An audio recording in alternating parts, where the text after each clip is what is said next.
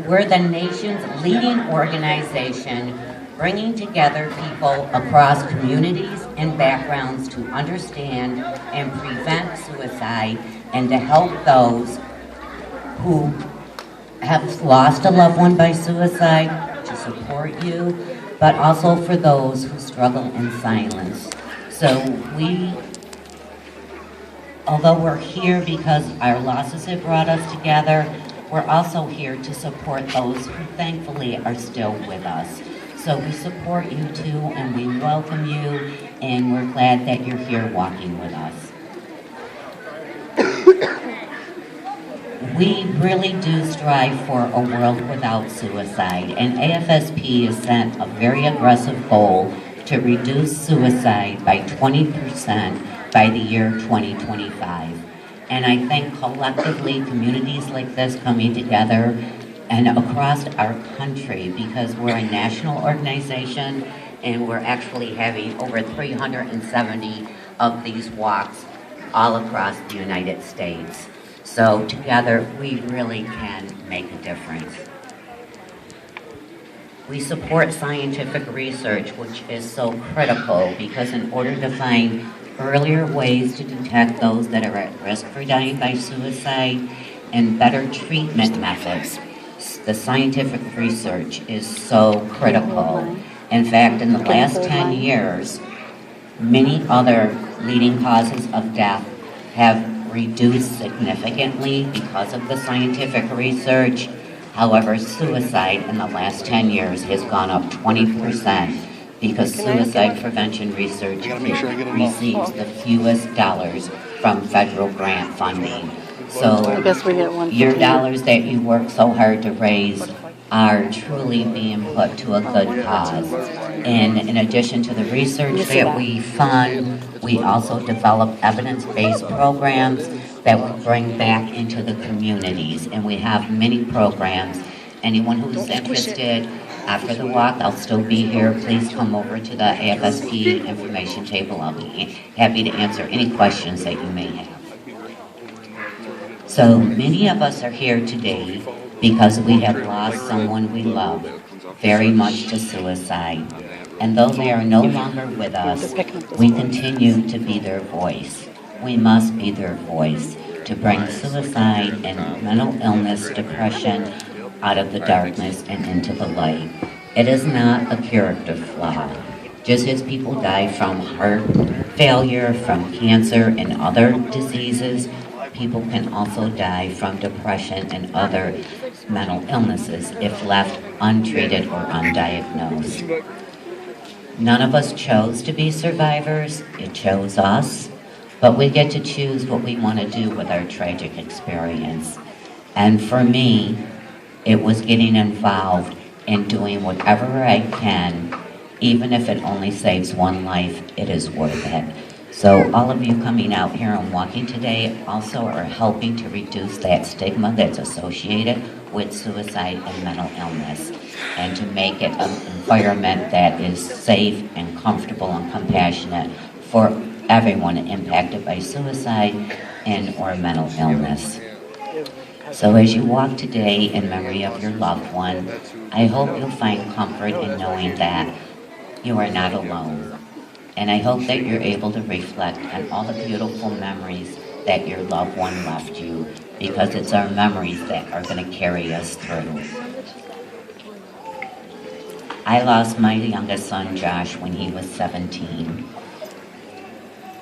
I will always remember him, though, for the life that he lived and the joy that he brought to me and everyone whose lives he touched. I will never define my son by the last few moments of how he died. He was more than a statistic. He lived, he loved, he laughed, and I would rather have had that short 17 years with my boy than to never have known him or in my life. So I'd like to share a quote with you. In order to remove grief from death, we would need to remove love from life. I think just being here today, you would all agree it is better to have that person in our life to love and have known than never to have had them in our life at all. I am proud to call myself Josh's mom, And I'm so thankful that God gave me the gift of having him in my life. He will live on in my heart and in my memories forever, and in the heart and memory of all of his other family and friends. So by being here today, we are truly supporting one another through our individual journeys, and each of us has a different journey, and each of us finds different ways to get through that journey. But it's something that we must go through. We can't go around or under it. We must go through it. But just knowing you are not alone, and we have a lot of support resources. So again, please visit our table when you're done walking, and we'll be happy to talk to you or give you any information that you need.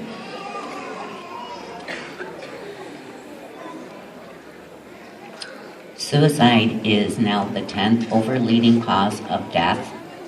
In our country alone, we are losing a loved one by suicide every 12.7 minutes. It's happening way, way too often. So today, I thank you for coming out and walking, and to also let you know, suicide has no boundaries. It can and it does affect anyone and everyone. It affects all walks of life, regardless of socioeconomic status, ethnic group, race, religion, or gender. It is the result of a disease. And just as loved ones die from cancer, HIV/AIDS, or heart disease, if left untreated or undiagnosed, our loved ones also can die. So for those of you who have recently lost someone by suicide, I urge you to be gentle on yourself. Again, your journey is as unique as you are. So don't let anyone tell you to get over it or tell you it should be time for you to stop breathing. It's what works for you and however long it takes you.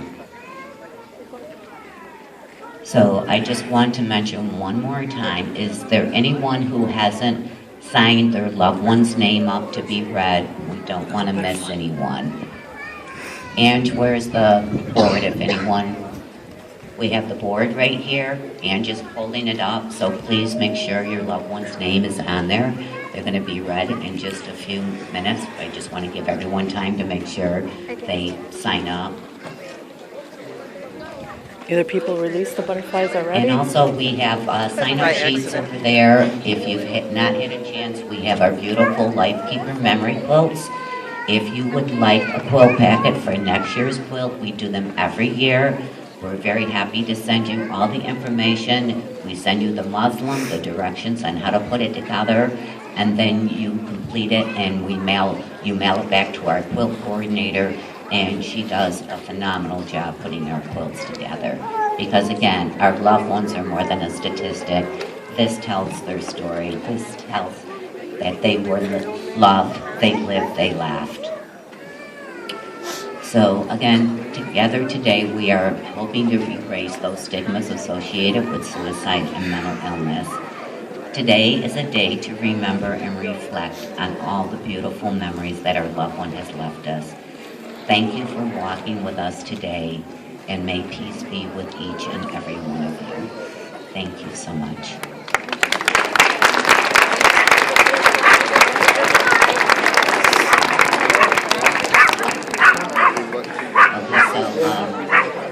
I'm just going to turn it back over to Vicki and just give Ange one more second to make sure everybody got their names. Thank you very much, Deb.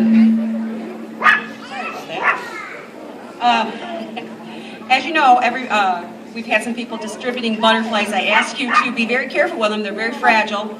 If you cup them in your hands, they have been refrigerated for a couple of days. So if you cup them in your hands, they're going to get warm and kind of come back to life. We are going to release them after we do the reading of the names, which I think Ange is coming over to do that now. Okay. She'll be over to read the names, right? Okay. I don't even know where they are. There's a couple of them. Okay, well, before I lose everyone's attention, I have a speaker who I would like to introduce everybody to. His name is Joe Labragetta. This is good. I met him a few months ago and just instantly liked him. I don't know. He's a Can wonderful you guy, download it on and he YouTube? has an Is this interesting something we and can do? inspirational story. And here he is.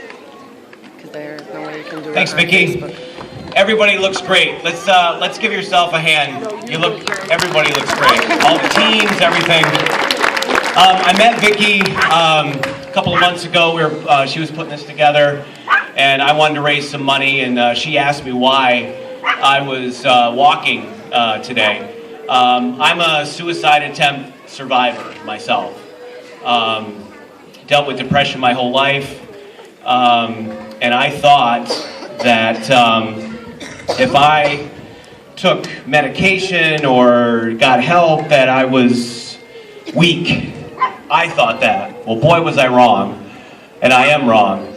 I'm getting the help I need. I'm getting the medication that I need, and right now I am currently enrolled at JCC, and I am going to have my counseling degree by this time next summer. So, what I want to say to you is, if you have relatives or loved ones that suffer from depression, anxiety, wherever it may be, reach out to them. Let them reach out to you. Ask questions. Let them ask questions to you. It's talking. It's educating. It's advocating. It's doing all the things that we're doing today. And just like Vicki said, this is not something that's going to define you. It's not going to define me for the rest of my life. I knew when I was in the hospital that I was going to help people sometime. Didn't know when, but when I got out, I actually resigned from my insurance agent job, and I now work for Credo, which is a wonderful organization in Jefferson County, of course. So I hope that next year we'll raise even more money, we'll have even more people here, but for now, remember, we are coming out of the darkness, and all it takes for some people to do that is a smile, a question, how's your day going, a pat on the back, just to let them know that you care. It could be a simple thing. So just remember that and have a great day today. We've been blessed with some great weather, and thank you very much.